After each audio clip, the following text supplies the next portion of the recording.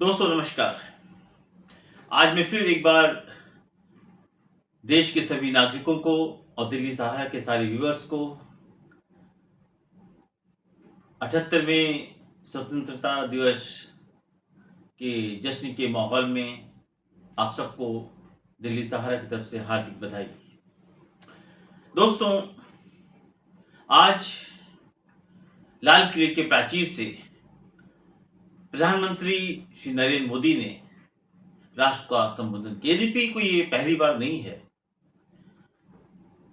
लाल किले के प्राचीर से देश के प्रधानमंत्री हमेशा संबोधन करते रहे 15 अगस्त को, लेकिन आज जब ये संबोधन हो रहा था तो प्रधानमंत्री नरेंद्र मोदी ने अपने सारे रिकॉर्ड तोड़ दिए। यानी सबसे लंबा भाषण उन्होंने आज 78 स्वतंत्रता दिवस के इस आजादी की जश्न में दिया। लेकिन आज एक और रिकॉर्ड टूट गया। वो रिकॉर्ड राहुल गांधी से संबंधित था, यानी कि विपक्ष के नेता एलओपी राहुल गांधी। अब क्या था, विस्तार से देखते हैं इस खबर को। उसके पहले आपसे एक बार फिर वही निवेदन कि जिन लोगों ने अभी दिल्ली सहारा के यूट्यूब चैनल को सब्सक्राइब नहीं किया, प्लीज सब्सक्राइब करें, लाइक करें और अपना प्यार आशीर्वाद हमें देते रहें। एक बात और दोस्तों, इस आजाद पत्रकारिता के लिए, स्वतंत्र पत्रकारिता के लिए, उसकी मजबूती के लिए अगर आप कोई आर्थिक सहयोग देना चाहें तो डिस्क्रिप्शन में डिटेल्स दिए गए हैं, आप वहां पे दे सकते हैं। अब आते हैं हम दोबारा इस खबर की पूरे एनालिसिस की। देखिए, देश जहां आज स्वतंत्रता दिवस के 78 आज़ादी का जश्न मना रहा था और लाल किले का माहौल पूरा आज़ादी के जश्न में डूबा था, देश के प्रधानमंत्री अपना वृहद रूप से संबोधन कर रहे थे, तभी आज एक खबर बहुत तेज वायरल हुई और वो खबर थी राहुल गांधी यानी LOP leader opposition Rahul Gandhi को लेकर। अब इस खबर की सच्चाई क्या है हम जरूर आपसे बताएंगे। खबर ये हुई कि लीडर ऑपोजिशन राहुल गांधी को जो वहां पे बैठने की व्यवस्था की गई थी उस पे 5वीं रो में बैठाया गया। और ये खबर इतनी तेज वायरल हुई कि जो प्रधानमंत्री का स्पीच लगातार संबोधन में जा रही थी, उसी बीच में इसने एकदम हाहाकार मचा दिया। अब लोगों की निगाह इस बात पे हो गई कि आखिर ऐसा राहुल गांधी के साथ क्यों हुआ। देखिए, राहुल गांधी आज सिर्फ सांसद नहीं है, Rahul Gandhi leader of opposition है, एलओपी है। और ऐसे में जो एलओपी का दर्जा होता है वो कैबिनेट मिनिस्टर के बराबर होता है। जो तस्वीर आपको दिखाई गई है उसमें फर्स्ट रो में अगर अमित शाह बैठे हैं, राजनाथ सिंह बैठे हैं, जयशंकर प्रसाद बैठे हैं, शिवराज सिंह चौहान बैठे हैं, तो राहुल गांधी को भी उसी रो में बैठना चाहिए, यानी कि पहले रो में। लेकिन ऐसा नहीं हुआ। उनको पहली नहीं, दूसरी नहीं, तीसरी नहीं, चौथी नहीं, 5वीं रो में काफी पीछे बैठाया गया। हाहाकार मचने ही था, क्योंकि ये विपक्ष के नेता का अपमान माना गया। आखिर सरकार से ये चूक कैसे हो गई। जो भी तंत्र रहा है, जो भी उसकी व्यवस्था करता है, सरकार का ही तंत्र रहा है, होगा। यद्यपि वो रक्षा मंत्रालय इसकी व्यवस्था करता है, रक्षा मंत्रालय भी सरकार का एक तंत्र है, राजनाथ सिंह उसके मंत्री हैं। और देखा गया कि उन्हें ओलंपिक खिलाड़ियों के साथ पीछे, ओलंपिक खिलाड़ी भी उनके आगे बैठे थे, 5वीं रो में राहुल गांधी को बैठाया गया और उनके आसपास कोई भी कैबिनेट मिनिस्टर नहीं था। बताया जाता है कि एलओपी राज्यसभा खड़गे साहब को भी वहीं पर उनकी व्यवस्था की गई थी, लेकिन आज वो मौजूद नहीं थे। अब ये खबर ऐसे जंगल की आग की तरह फैली कि हर तरफ इस बात की चर्चा जोर पकड़ गई कि आखिर सरकार ने ऐसा क्यों किया। यह आजादी का जश्न था। आजादी के जश्न में बहुत सारी चीजें आदमी भूल करके आगे बढ़ जाता है। लेकिन क्या भारतीय जनता पार्टी की सरकार आज भी राहुल गांधी को एक्सेप्ट नहीं कर पा रही है? तमाम विवाद सोशल मीडिया पर, न्यूज में, बड़े बड़े news channel, national news channel इस बात को दिखाने लगे कि राहुल गांधी के साथ ऐसा क्यों किया गया। रक्षा मंत्रालय ने अपना बयान जारी किया। अब देखिए, रक्षा मंत्रालय का जो बयान है वो कहीं से भी लोगों के गले के नीचे नहीं उतर रहा है। रक्षा मंत्रालय कह रहा है कि चूंकि ओलंपिक खिलाड़ियों को आगे बैठाना था, इसलिए जगह की कमी थी, इसलिए राहुल गांधी को पीछे की रो में बैठा दिया गया। सवाल इस बात का है कि क्या जयशंकर प्रसाद, शिवराज सिंह चौहान, अमित भाई शाह ये पीछे क्यों नहीं बैठे? कैबिनेट मिनिस्टर का दर्जा है, तो अगर कैबिनेट मिनिस्टर क्या सेकंड, थर्ड, फोर्थ किसी भी जगह ही नहीं थी? ओलंपिक खिलाड़ियों को आगे बैठाया गया जिनको मेडल प्राप्त हुए थे। आप तीसरी रो में देखिए, महिला ब्रॉन्ज मेडलिस्ट जो 2 मेडल जीती हुई है वो खिलाड़ी बैठी हुई, वो भी तीसरी रो में। अगर ओलंपिक खिलाड़ियों को इतना मार्गदर्शन देना था, इतनी तवज्जो देनी थी, तो उनको कैबिनेट मिनिस्टर को पीछे बैठा के उनको आगे रखना चाहिए था। तो लगता है देश में राष्ट्र को राष्ट्रीय सम्मान दिया है उन खिलाड़ियों को जिन्होंने ओलंपिक मेडल जीते हैं, लेकिन ऐसा नहीं हुआ। आगे के दर्जे में, आगे की रो में भाजपा के बड़े बड़े जो कैबिनेट मिनिस्टर सब बैठे, तब सम्मान की बात सामने नहीं चल रही। खिलाड़ियों का सम्मान भाजपा के कैबिनेट मिनिस्टर के बाद आया, तो वो सम्मान कहां था? और ये बात इतनी जोर पकड़ी कि एक के बाद एक, देखिए जब ऐसा कुछ होता है तो कुछ सच और ज्यादा झूठ आगे बढ़ जाता है। अभी सरकार की जिम्मेदारी थी कि जहां राष्ट्र का इतना बड़ा समारोह हो रहा हो, वो भी आजादी का जश्न, उसमें इस तरह की खबरें नहीं आनी चाहिए, और वो भी लीडर ऑफ अपोजिशन। देश में हमेशा विपक्ष के नेता का बहुत सम्मान हुआ है, वो चाहे अटल जी खुद रहे हों या अटल जी जब प्रधानमंत्री थे तो विपक्षी नेता सोनिया गांधी थी, उनको पहले रूम में बैठाया जाता था। कांग्रेस की सरकार जब स्वर्गीय इंदिरा गांधी प्रधानमंत्री थी तो अपोजिशन लीडर विपक्ष के नेता थे अटल बिहारी वाजपेयी। संयुक्त राष्ट्र के सम्मेलन में इंडिया को रिप्रेजेंट करने के लिए आज तो सारे मंत्री ही जाते हैं, अपोजिशन लीडर की कोई बात ही नहीं होती। लेकिन उस समय देखिए, इंदिरा जी ने अटल बिहारी वाजपेयी को संयुक्त राष्ट्र सम्मेलन में भेजा था इंडिया का रिप्रेजेंटेटिव बना करके।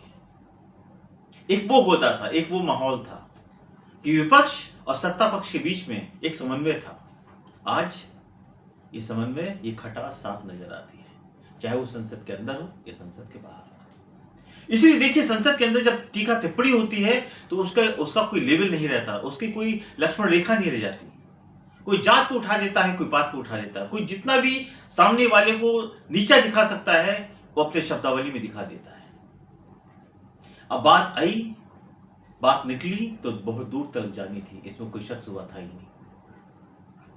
कांग्रेस ने सीधा हमला किया और कहा कि ये जानबूझ करके राहुल गांधी को नीचा दिखाने की एक साजिश है।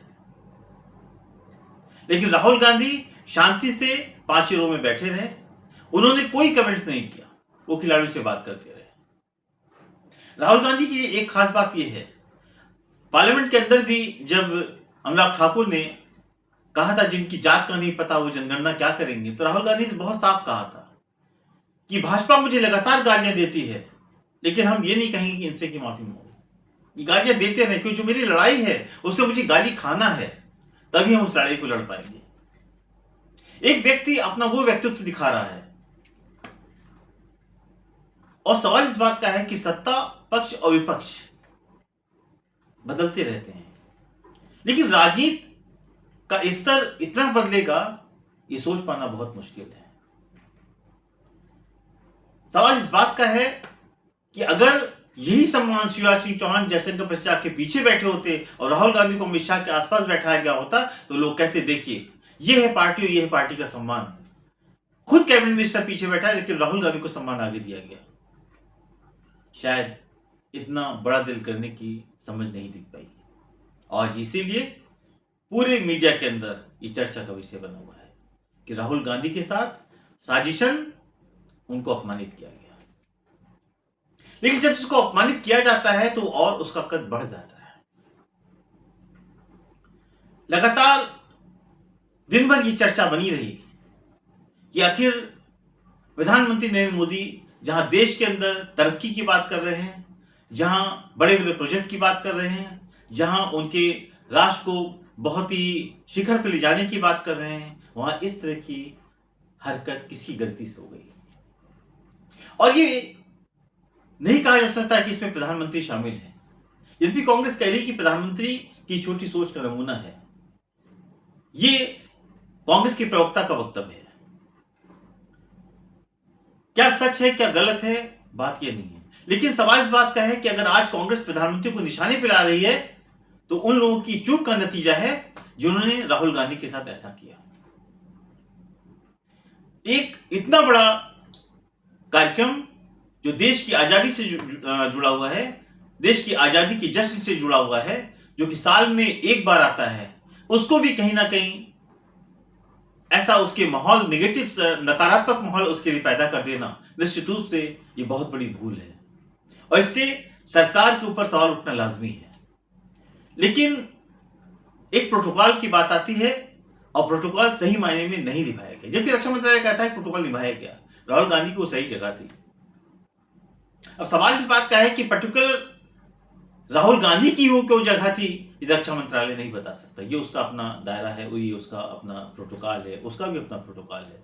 लेकिन देखने वाले समझ जाते हैं कि नजरें बहुत कुछ कह देती हैं कि ये प्रोटोकॉल सिर्फ राहुल गांधी के लिए था, दूसरे मंत्रियों के लिए क्यों नहीं था।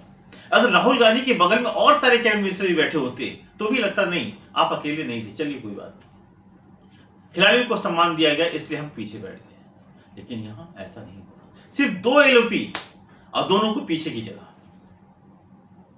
यह सम्मान नहीं था, इसको अपमान माना गया। यह भाजपा कौन सा पैगाम देना चाहती है ये उसको समझना पड़ेगा। ये राष्ट्र की बात में, राष्ट्र की सोच के साथ अगर आगे बढ़ना है तो पक्ष और विपक्ष दोनों को लेकर आगे बढ़ना पड़ेगा। हम विपक्ष को अपना दुश्मन समझ करके देश का विकास नहीं कर सकते, क्योंकि हमें कहीं ना कहीं उनको कॉन्फिडेंस पे लेना पड़ेगा। अभी देखिए बांग्लादेश की बात थी, राहुल गांधी गए, लीडर ऑपोजिशन गए, उन्होंने साफ कहा कि देश और राष्ट्र की बात जहां होगी उसमें पूरा अपोजिशन सरकार के साथ है, जो भी सरकार फैसला ले रही हम उसके समर्थन में। यह होता है राष्ट्रवाद। वही सरकार को भी ये समझना चाहिए कि ऐसे अवसरों पर ऐसी चीजें करके कहीं ना कहीं आप किसी के सम्मान को बढ़ाने घटाने का जो भी गणित अपना रहे हों, लेकिन वो निशाने पे देश के प्रधानमंत्री आते हैं। शायद उनका इस चीज से कोई सरोकार ना रहा हो, लेकिन आपकी हरकतें उनको भी संदेह की घेरे में लाके खड़े कर देती हैं। अब रक्षा मंत्रालय कोई भी टिप्पणी कर रहा हो, बयानबाजी को कोई नहीं समझता। जो आंख से देख रहा है वो समझ जाता है कि अल्टीमेटली स्थितियां क्या हैं और सच्चाई क्या है। प्रधानमंत्री ने आज परिवारवाद के ऊपर काफी बात की। अब देखिए, परिवारवाद पे बात करना बहुत पुराना बात है कि राहुल गांधी परिवार का वर्चस्व। आज कोई भी ऐसी पार्टी नहीं है जो परिवारवाद से ग्रसित ना हो। राजन सिंह के बेटे कहाँ हैं, अनुराग ठाकुर किसके बेटे हैं, माधवराव सिंधिया का बेटा आज कहाँ है, चौहान साहब आज कहाँ हैं। तो परिवारवाद के ऊपर कोई टीका टिप्पणी करना, पहले मुलायम सिंह यादव का परिवारवाद और गांधी परिवार के ऊपर लोग टिप्पणी बहुत करते थे, लेकिन अब सारी पार्टियां परिवारवाद से ग्रसित हैं। अमित शाह का बेटा भी आज किसी परिवार के कारण ही कहीं बैठा है। सवाल इस बात का है कि देश के अंदर तमाम तरक्की की बात आज की जानी चाहिए थी। प्रधानमंत्री ने बहुत से राष्ट्र के नाम संदेश में काफ़ी तरक्कियों की बात की, काफ़ी प्रोजेक्ट की बात की, काफ़ी उपलब्धियों की बात की, पावर सेक्टर की बात की, कितने पावर सेक्टर में क्या क्या डेवलपमेंट हुआ, अगली उनकी प्लानिंग क्या है। तमाम राष्ट्र इसको सुन के गौरवान्वित होता कि आज एक गौरव का वक्त है, आज़ादी का वक्त है, जहाँ देश के प्रधानमंत्री लाल किले के प्राचीर से देश को संबोधित कर रहे हैं, राष्ट्र को संबोधित कर रहे हैं और उसी की बात करता है। लेकिन इन बातों को कहीं पीछे छोड़ा एक ऐसे काम को अंजाम देकर, निश्चित रूप से कहीं ना कहीं, क्योंकि वो व्यक्ति आज 233 मेंबर ऑफ पार्लियामेंटेरी को रिप्रेजेंट कर रहा है। 233, वो लीडर ऑपोजिशन है, वो कोई 10 मेंबर ऑफ पार्लियामेंट को लीड नहीं कर रहा है, वो सिर्फ कांग्रेस को लीड नहीं कर रहा है, वो लीडर ऑपोजिशन है।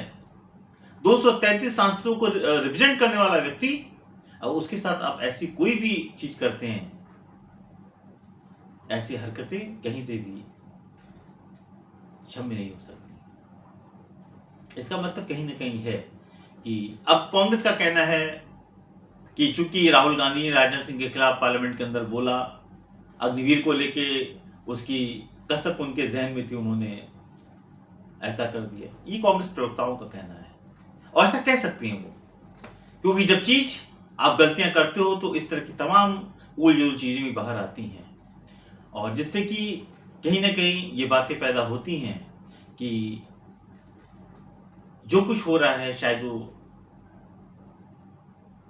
देश की आज़ादी के जश्न के दिन या किसी भी दिन इस तरह की बातें होना भारतीय लोकतंत्र के लिए कोई बहुत सुखद अनुभव नहीं है। और मैं समझता हूं कि विपक्ष का नेता कोई किसी सत्ता पक्ष का दुश्मन नहीं होता है। कंधे से कंधा मिलाकर राष्ट्र के विकास में उसका भी अपना योगदान होता है और ऐसे में राहुल गांधी यद्यपि बोलते कम हैं, लेकिन मैं समझता हूं कि इस तरह की चीज़ें लोगों को थोड़ा सा कुछ समझने के लिए मजबूर करती हैं।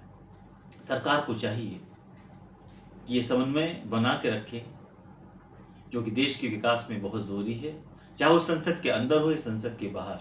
यही कारण है कि संसद के अंदर जो टीका टिप्पणी होती है वो संसद का जो वक्त होता है वो जाया करती है, क्योंकि आदमी जो बाहर देखता है उसको मौका मिलता है संसद के अंदर अपनी खींच को निकालने का, चाहे वो सत्ता पक्ष का आदमी हो, चाहे वो अनुराग ठाकुर हो, चाहे वो XYZ कोई हो, चाहे ममता बनर्जी के भतीजे हों। आप लोगों की शब्दावली का पे गौर करिए, वो तीखी शब्दावली जो साफ सीधे प्रहार करती है, लगता है कि संसद एक जंग का मैदान है। वो सवाल वहां उपलब्धियों के लिए नहीं पूछे जाते, राष्ट्र के विकास के लिए नहीं पूछे जाते, वहां तीखा टिप्पणी इसलिए होती है कि सामने वाले को कैसे लेट डाउन किया जाए। उसका कारण यही है कि जब बाहर इस तरह का बर्ताव होता है तो संसद एक जंगे मैदान का रूप ले लेती है और उसी को रोकने के लिए जरूरी है कि इस तरह की चीजों से थोड़ी दूरी बना के रखी जाए। दोस्तों, आज स्वतंत्रता दिवस के इस अवसर पर ऐसी खबरों को लाना कोई भी नहीं चाहेगा, लेकिन चूंकि जब मीडिया की सुर्खियां बनती हैं तो ऐसी सुर्खियों का एनालिसिस विश्लेषण आपके बीच में लाना हमारा परम कर्तव्य है। हम उम्मीद करते हैं कि देश के विकास में ये चीज़ें बाधा न बने और सरकार जो कि 140 करोड़ लोगों को रिप्रेजेंट करती है उसकी भी ड्यूटी है कि ऐसी चीज़ों को दरकिनार करके एक नई व्यवस्था की तरफ आगे बढ़े। आपको हमारा एनालिसिस कैसा लगा हमारे कमेंट्स बॉक्स में जरूर कमेंट्स करें, लाइक करें, सब्सक्राइब करें और अपना प्यार और आशीर्वाद हमें हमेशा देते रहें। दोस्तों, एक बात और, मैंने जैसा पहले भी कहा था कि अगर स्वतंत्र पत्रकारिता की मजबूती के लिए, आज़ाद पत्रकारिता के लिए, उसकी मजबूती के लिए अगर आप कोई सहयोग देना चाहें तो आप डिस्क्रिप्शन में उसकी डिटेल्स से आप दे सकते हैं। मैं हूं सतीश श्रीवास्तव, कल फिर आपको नए विश्लेषण के साथ आपके बीच में उपस्थित होऊंगा। नमस्कार।